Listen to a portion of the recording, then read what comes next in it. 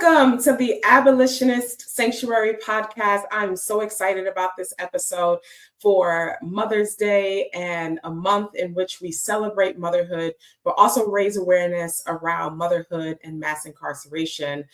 We have an esteemed guest with us today, Leslie Campbell, who I'm excited to introduce to you. Leslie was founded a place of hope in the work that she has done with college and community fellowship after leaving prison. She works as a psychotherapist at the Interborough Developmental and Consultation Center's Canarsie Clinic and has previously held roles as a healthcare homes coordinator, supervisor at Housing Works, and a senior case manager at Faces New York Incorporated Women's Support Center. In addition to running her own jewelry business, Leslie is a licensed mental health counselor with a master's degree in forensic mental health counseling from John Jay College of Criminal Justice.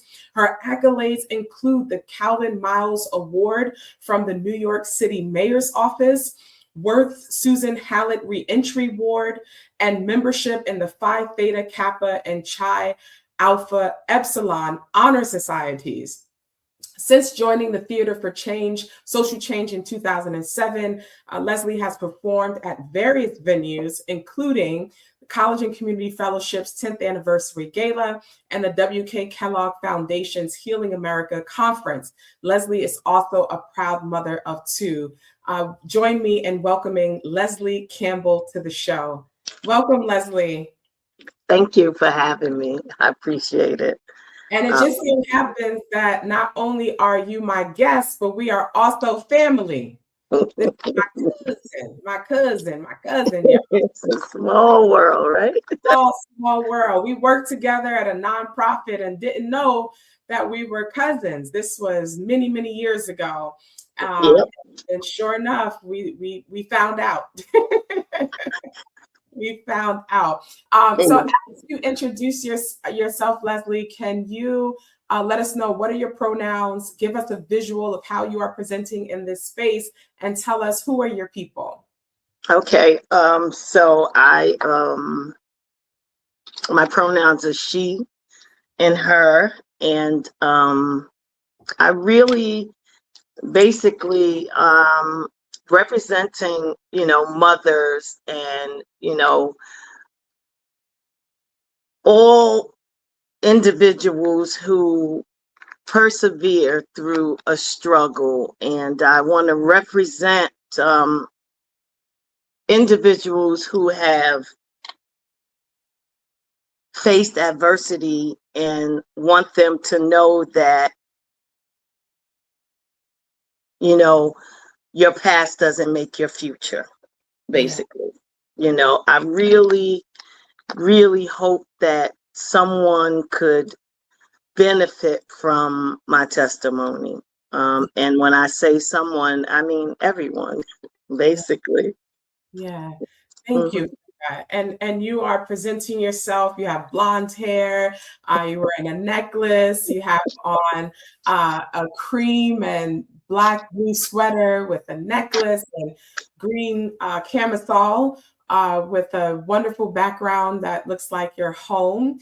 My pronouns are she and hers, and I am presenting an African garb that is orange and blue prominently with African earrings that are red, green and yellow and cowrie shells in the middle, with boho blonde braids, red lipstick, and the Abolitionist Sanctuary Podcast backdrop behind me. So you mentioned your testimony. Tell us, what is your testimony, Leslie? If I don't mind. I don't want to tell my age, but and I want to say 1998. I was in an abusive relationship and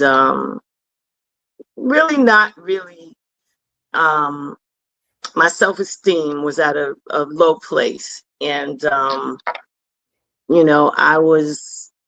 I hadn't figured out what I wanted to do with myself, and I was involved with an individual who really didn't care about me, needless to say, himself. And he assaulted me, and I fought back, and I ended up going to prison. And it was very devastating as a mom, as a woman, as someone who didn't have representation, money to defend myself. And at the time, it felt like I was at my very lowest in life, However, when I look back at the picture and realize what I went through, I feel like at that time, God had rescued me and brought me through and delivered me from a place, where I shouldn't have been. But I learned from the experience. And after I came home, I was introduced to education. I decided to go back to school and, get a degree. And my initial plans was just to get an associate's degree, And at that time, I didn't even know what it meant to have a degree because, no one in my maternal family at the time had gone to college and finished. There were a few who had started college, but none who had gone and gotten a degree. There were some individuals on my father's side of my family who had and, are educated, but I was closer to my maternal family at the time. When I came home and went back to school, I want to say education is what gave me my voice, gave me my life back, gave me my self-esteem, gave me the opportunity to be a better mother for my child and be a better person to myself, more or less. And once I started working and becoming educated, I wanted more. I wanted more for myself. I wanted more for my family. And I continued. And I started aspiring to grow and learn more from the women I was around. And I was around women who were formerly incarcerated, who had gone back to school and gotten degrees in several areas like social work, HR management, human services, accounting. And these women were doing their things, and I was very proud of them, and I was very motivated. And it was something that was not even on my radar it wasn't where I thought my life was going to be at the time. Yeah. I didn't even see that for myself. Yeah, that's quite a testimony of, I'm so sorry to hear about the physical abuse that you endured.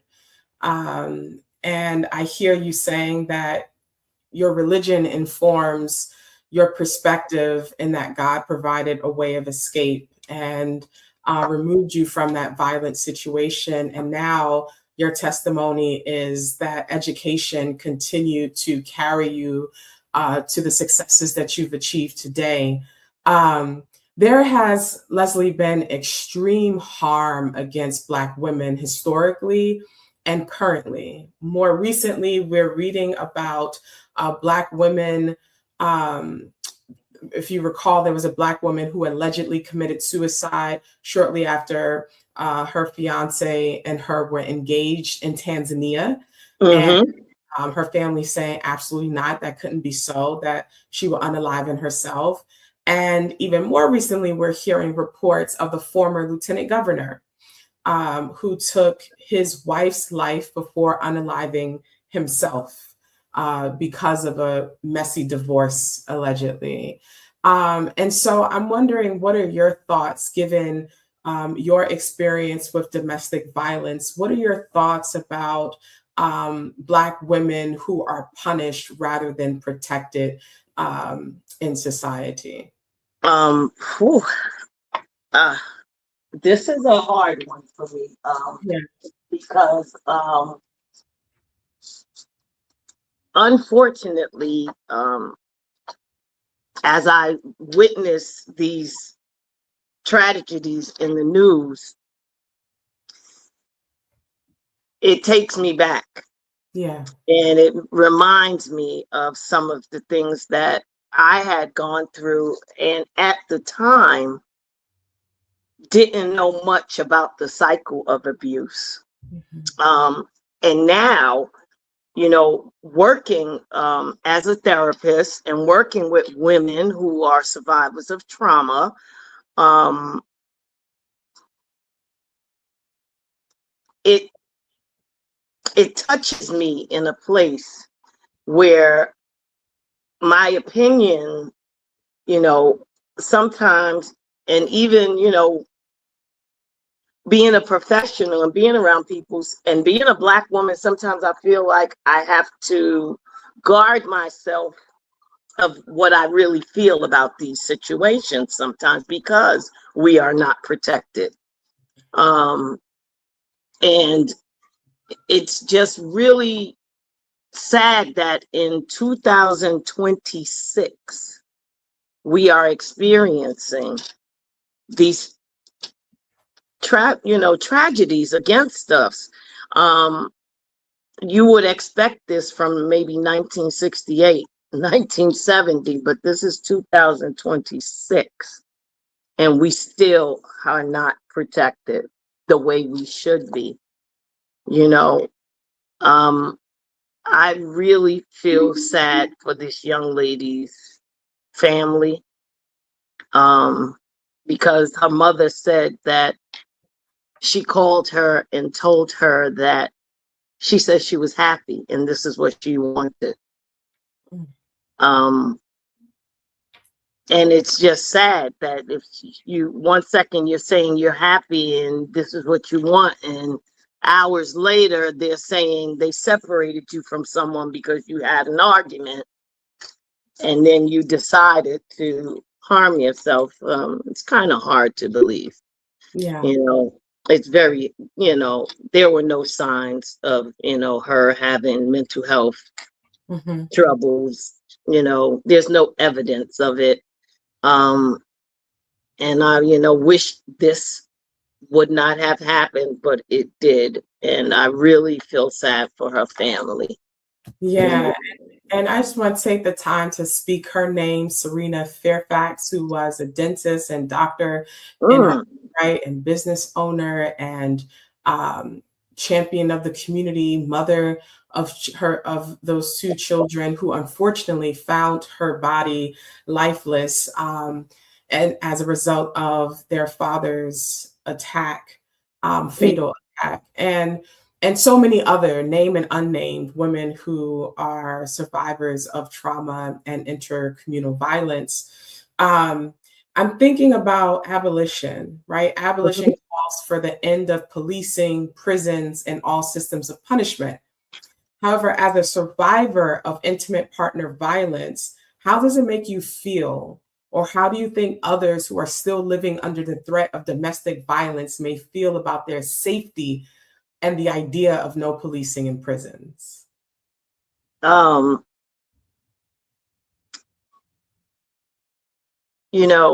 As a survivor,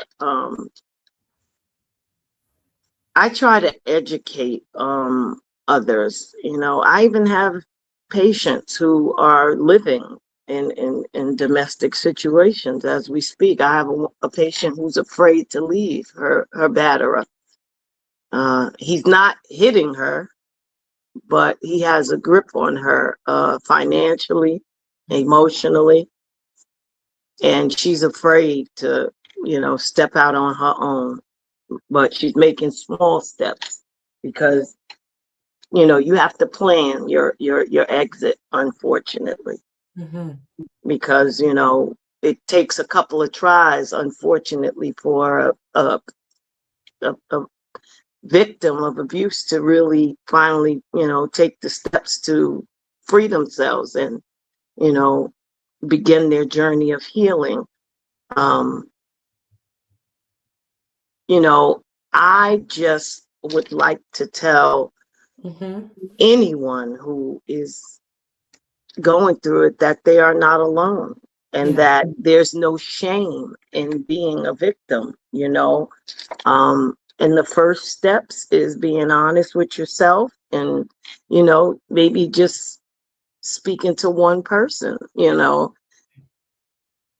don't have to make major changes and major steps, and you don't have to go to the police and do this, that, and that, because you could take baby steps. And the first steps is to accept, and accept that what's going on. A lot of people are afraid to admit it.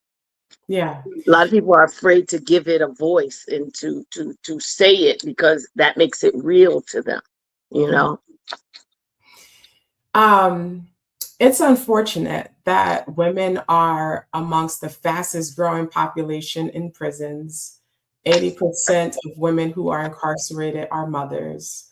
And the profile of women who are incarcerated are often women who have experienced these types of traumas, of interpartner violence, sexual violence, abuse, drugs, mental health, and so forth.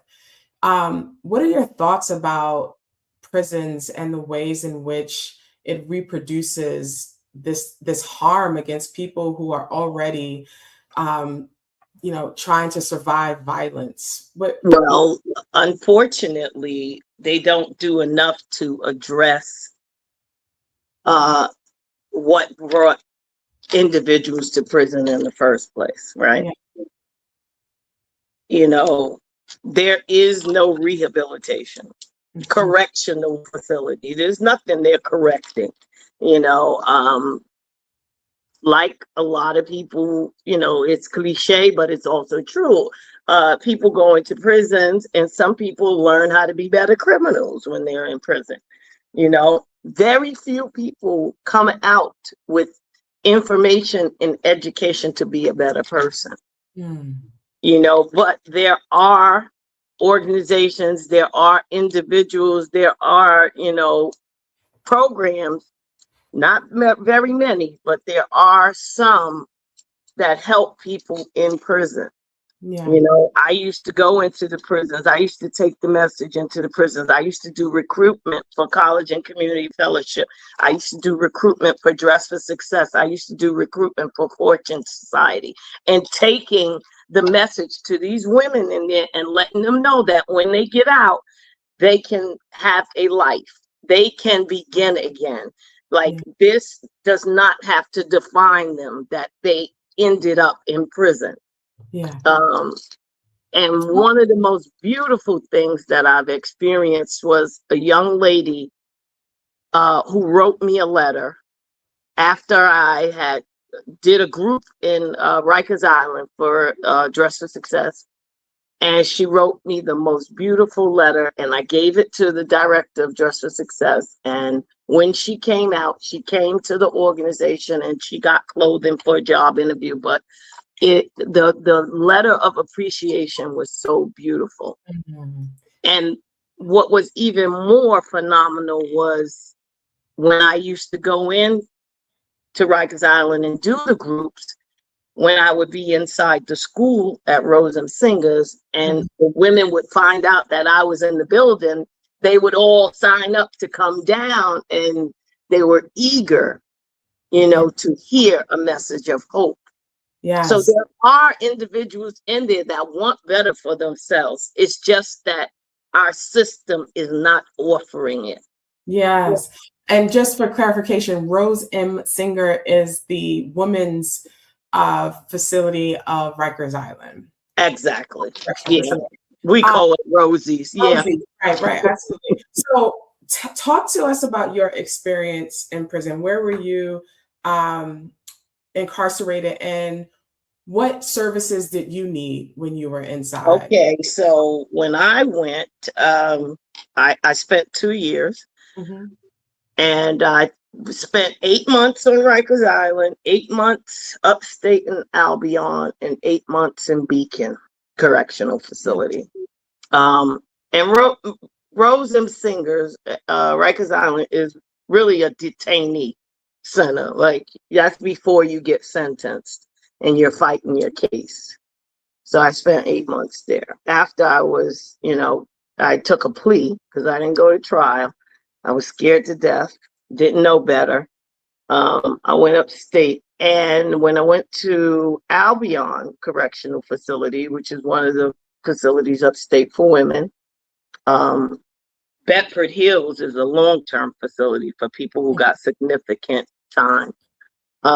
But I went to Albion, and they did have programs up there. And I think I did a drug program up there, ASAP or whatever. But, and then I was sent down to a work camp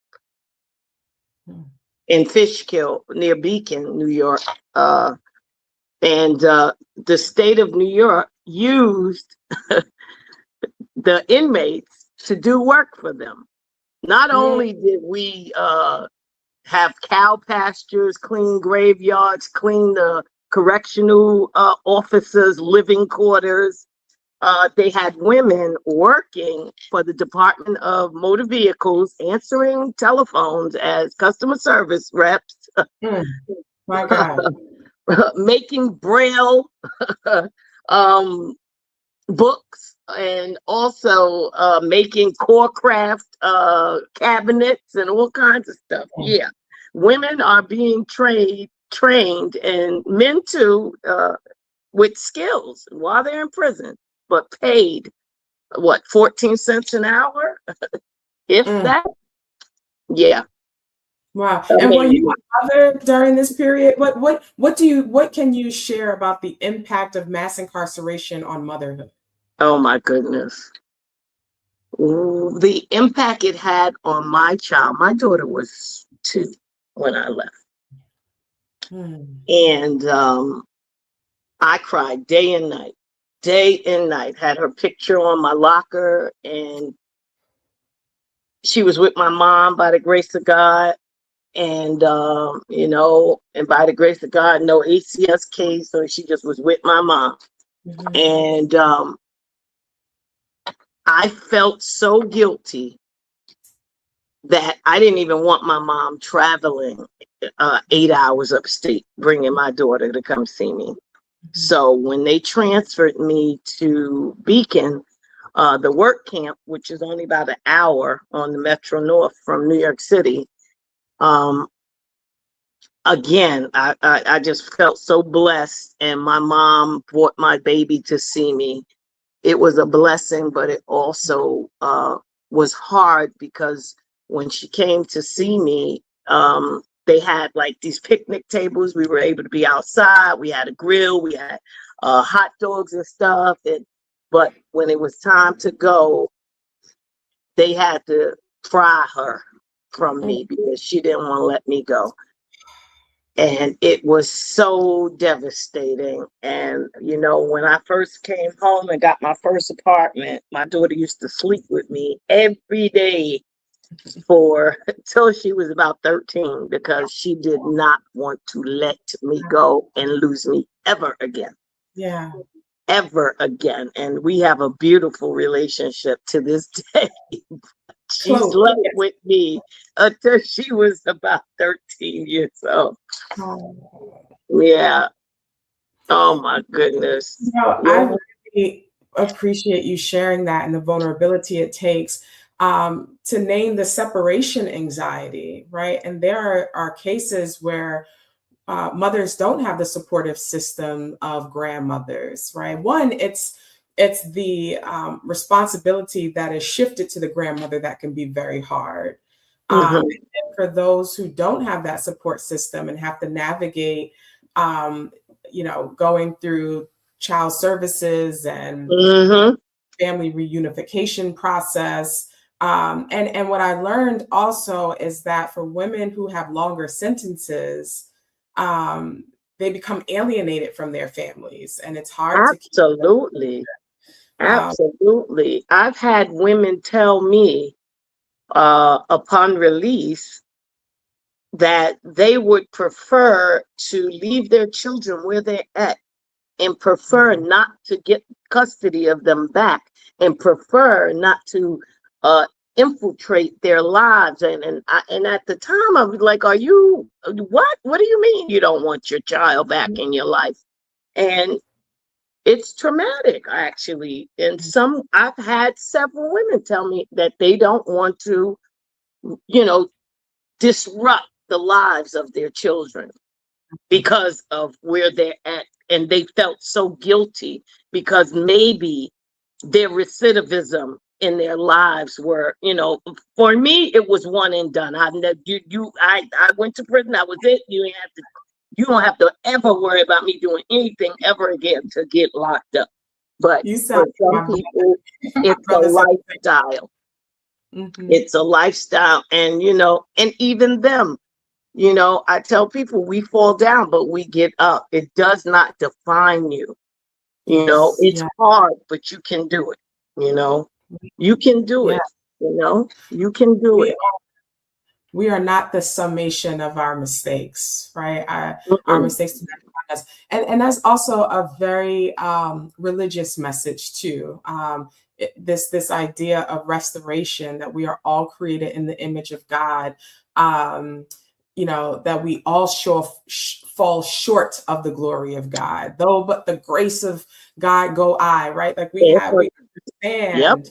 And so can you share with us, how does religion inform and help you navigate these struggles and live in the life that you have built now with successes and thriving beyond incarceration? Well, for me, I was in prison and I was locked up in lock. It's called the box, solitary confinement. God.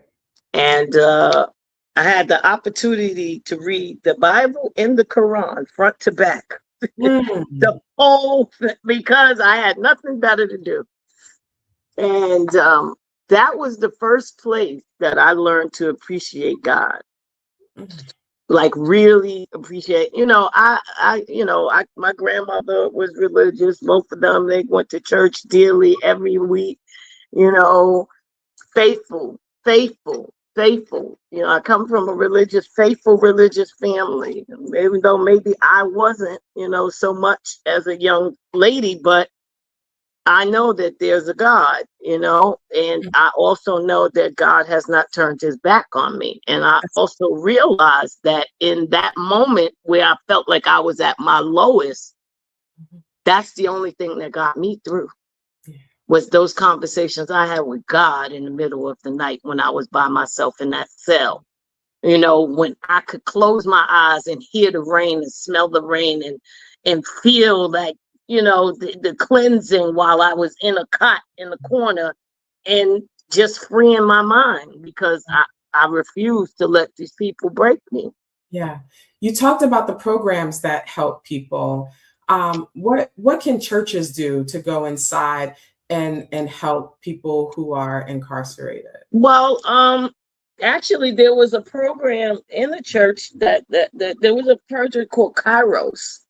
And Kairos on the inside, Kairos on the outside. I actually was able to do a spiritual retreat with them when I came home up at the Passionist Institute retreat on one weekend. It was a beautiful thing. They treated about 20 of us women to a wonderful weekend where we just prayed and fellowshiped. It was so beautiful.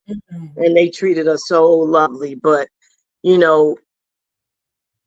religious organizations, there are a few, like I said, Kairos, that's one of them. But do you get a bad rap where some women think they only churches come in to, lead their Bible studies, but perhaps aren't as receptive when women are reentering society? I don't think so, because Okay. I feel like the the the the the the representatives that are in the prisons, that are religious representatives, the women do genuinely appreciate them. Okay, that's good to know. But I just don't think there's enough of them.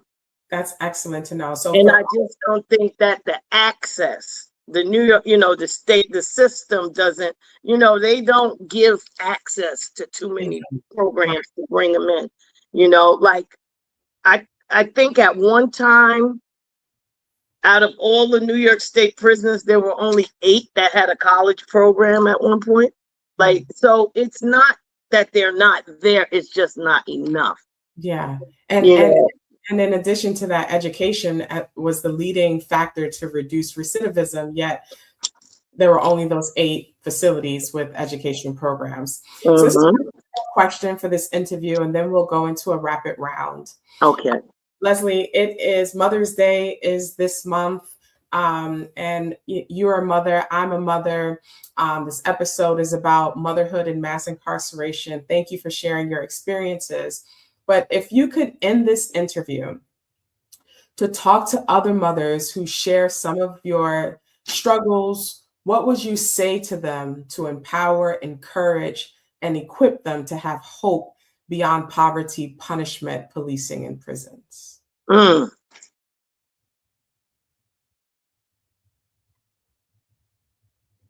Poverty, punishment, policing, and prisons. Yeah, so just beyond their struggles, what would you say to them? I would say that, and I would say to mothers that to give themselves some grace, to be kind to yourself, to love on yourself a little bit more. Stop being so hard on yourselves. Put away, the belts and the punishments, and give yourself some grace, because as mothers, I think that they're too hard on themselves as parents. I think that this idea of the perfect parent, right? And there are people writing books on parenting, and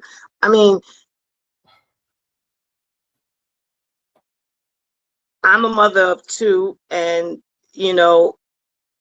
I love my relationship with my children, and I feel like I raised them the best I could, even though I may have lost 2 years in my daughter's life in the beginning.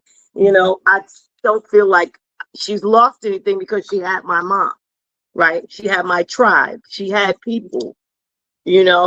I had to go through what I had to go through so I can learn. I had to, I see it as a learning experience, and I feel like I have no regrets. And I feel like I've grown and learned. And some of the experiences that I had with her allowed me and prepared me to be even a greater parent for my son. Yeah. Not saying I treated him any better than I treated her. Yeah. Because I love them equally. There's no favorite child. And there is no perfect parenting. I would not recommend someone to buy a book on how to be a parent. Right. I would tell them to give themselves grace, and to believe in themselves, and to believe that the Creator is going to give you what you need. So many people want what they want when they want it. They don't want to give themselves grace. They don't want to give themselves time to allow them, and they start worrying and having anxiety for nothing. But it's easy for me to say that, but I truly mean it, because there's times where, my pantry's going to run low, but I don't worry about it, because I know that there's a God that's going to provide for me, my family. I really don't worry. Yes. I don't worry about my kids or grandkids being hungry, because I know there's a God that's going to provide. But to tell that to somebody who's in the struggle, it's easier to say than to make them believe, and sometimes it hurts me when they get angry, like, whatever, Miss Campbell, okay, whatever, but I Yeah. really mean it from my heart, Yeah. that this too shall pass, that, everything we go through is not permanent. Well, thank you for that. Not only are you encouraging mothers, but that encourages everyone that this too shall pass. The trouble doesn't last always, that we could be gentle with ourselves and have grace, and that the summation of our greatest mistakes do not define us, that God still loves us, that God sees us as God's good creation, created in God's image, and that there is a system that is designed and stacked up against us. Even when we are trying to defend our body and our dignity, we are punished. In what world should a woman be punished for trying to protect herself from her abuser? The system has to change. Societal perceptions have to change. We have to believe Black women, protect Black women, and ensure Black women can live free and thrive in a life beyond prisons and policing. So thank you so much, Leslie. I really appreciate all that you shared with us today. This is my favorite part of the interview. It's called a rapid round. I'm going to say a question, a word, and you give me the first thing that comes to mind. Okay, so just a phrase, just one word. Okay, just word for a word. Okay, so okay. Good. Wait, you started? Yes. Okay, Ready, set, go. Motherhood. Love. Harlem. Love. Favorite food. Shrimp. Favorite artist. Andrea Day. Favorite color. Blue. Favorite thing to do. Run. Biggest pet peeve. Dog poop. Greatest fear. Rats. Turn up or Netflix and chill. Netflix and chill. And finally, Abolitionist Sanctuary. Love. Thank you for Sisterhood. joining this conversation, Leslie. And thank you, cuz. Because I love you, cousin. And I love you too. Thank you. Thank you to our viewers and listeners for joining this conversation on the Abolitionist Sanctuary Podcast. Please download and share on all platforms. Again, I am your host, Reverend Dr. Nikia Smith-Robert, the founder and executive director of Abolitionist Sanctuary. Follow us on YouTube, Instagram, Facebook, and download our social mobile app. Y'all on Facebook and Instagram, and y'all can be on our social mobile app. Download the Abolitionist Sanctuary social mobile app. Also enroll in our courses and become certified at abolitionacademy.com. Don't forget to become a member and subscribe to our mailing list at abolitionistsanctuary.org. And as we conclude this episode, remember that abolition is not only a practice, but it is a way of life. And for me, abolition is my religion. Let's lead a faith-based abolitionist movement together. Leslie, thank you so much for being on the show. Thank you.